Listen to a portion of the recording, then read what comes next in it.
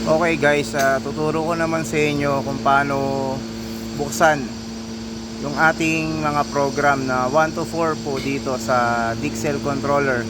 So blast freezer po ito. 220 volts, so meron na po tayong power. So on po natin. Yan po, nagbi-blink po yan. So kung mapapansin nyo po, wala pa yung temperature dito sa baba. So ibig sabihin, nasa program 1 siya. Hanggat hindi ko pinipindot itong play and stop na to, hindi siya aandar. So check po natin yung program 1. Pindutin lang po natin. Yan. Mapapansin nyo, lalabas yung program 1, 2, 3, 4. So yun po yung mga makikita nating program. Ano yung nakaset sa program 1? So long press po natin tong P. At meron po kayong makikitang code sa baba. Ayan. Hanapin po natin yung HDS. So naka negative 30 yung program 1 natin. So ano pa yung dapat nating iset na negative 30? Hanapin natin yung RS3 negative 30. At meron pang dalawang natitira. RS2 negative 30 rin. At yung RS1 negative 30 din. Kapag nakaset na po ng negative 30 yan, naka-lock na po siya sa negative 30 yung program 1 natin. So exit po tayo. Paano mag-exit pag sabay ng set at tong arrow up? Yan. So hindi pa rin po siya magpe-play hanggat di po natin pinipindot tong play and stop na to. So punta tayo sa program 2. Ayan, program 2. Long press natin yung P. So tingnan natin kung saan siya nakaset. Long press, lalabas ulit yung orange sa baba. Ayan, CYS. So hanapin po natin yung temperature set nya. HDS negative 20. So kailangan yung RS1, 2, 3 negative 20 rin. Hanapin natin. RS3 negative 20, check. RS2 negative 20, check. RS1 negative 20, check. So apat na set po siya na negative 20. HDS, RS1, RS2, RS3. So pag okay na po, exit tayo, set and arrow up. Labas tayo. Yan. So punta tayo sa program 3 naman. Tingnan natin kung ano nakaset sa program 3. So long press natin yung P. Lalabas ulit yung orange na CYS. So arrow down lang po natin, hanapin natin HDS. So naka negative 10 siya. Hanapin pa natin yung RS3. RS3 negative 10, okay na rin, nakaset na. RS2 negative 10, okay na rin. RS1 negative 10, so nakaset na po siya. Program 3 po tayo. Exit, set, arrow up, sabay. Yan, mawawala po rito ulit yung orange. So naka 3, punta tayo sa program 4. Yun, lumabas yung 4. Tingnan natin yung set sa program 4. So pindutin natin yung long press to. Itong P na may arrow, long press. Lalabas ulit yung kulay orange sa baba. CYS, ayan. Pag lumabas na po yung orange na yan, arrow down.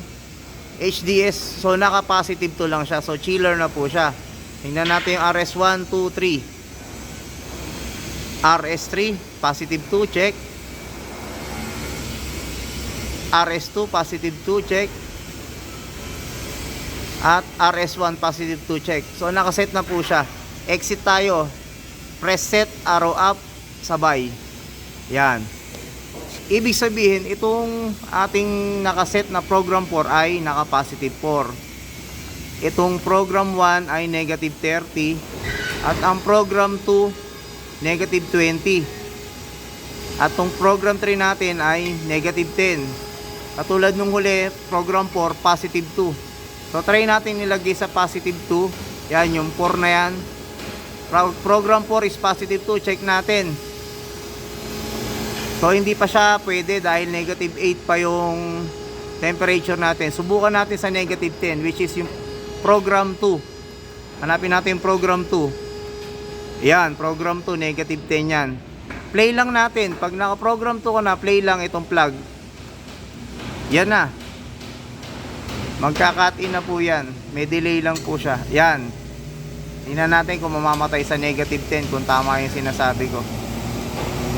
Yan na. Sobrang bilis lang po ng blast freezer natin.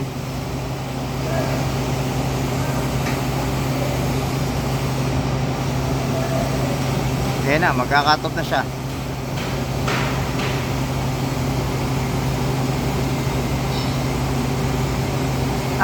Sorry. Program to pala is -20. So pwede nating i-stop to. Stop natin. Long press yung plug and play. Yan. Yung -2 pala natin ay nakaset sa -20. So balik natin. Program 3 tayo. So dahil naka +30 na siya, buksan natin yung pinto. Pasingawin natin. So ayan na, umaangat na yung temperature niya na mabilis. Nakita nyo naman po itong pagkaka-freeze niya. So hintayin lang natin mag -6 para pwede na. Yan, sara na natin. So dahil galing tayo sa stop, wala siyang orange dito, so hindi siya magpe-play. Program 3 tayo, tingnan natin kung magka-cut off sa -10. Play. Yan. May delay lang po siya ng ilang segundo. Tingnan natin. Yan, cut in. Napakabilis lang po niyan. Ganyan po ang mga blast freezer.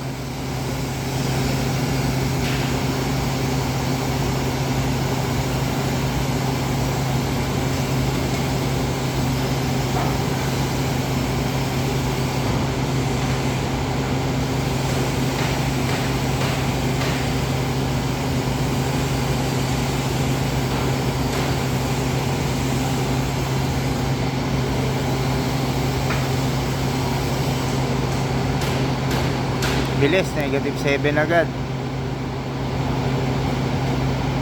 -8. So ibang iba siya dun sa nakasanayan nating mga reach in na normal. Ito is blast freezer. So check natin kung magka-cut off ng -10. Ayun, cut off na. So -10. So ganun lang po. I-stop po natin. Long press yung plug. Yan. So pwede nyo lang galawin yung program. Yan. So hindi nyo magagalaw yung program kapag umaandar yung unit. So kailangan nyo munang i-stop. So ganun lang po kadali.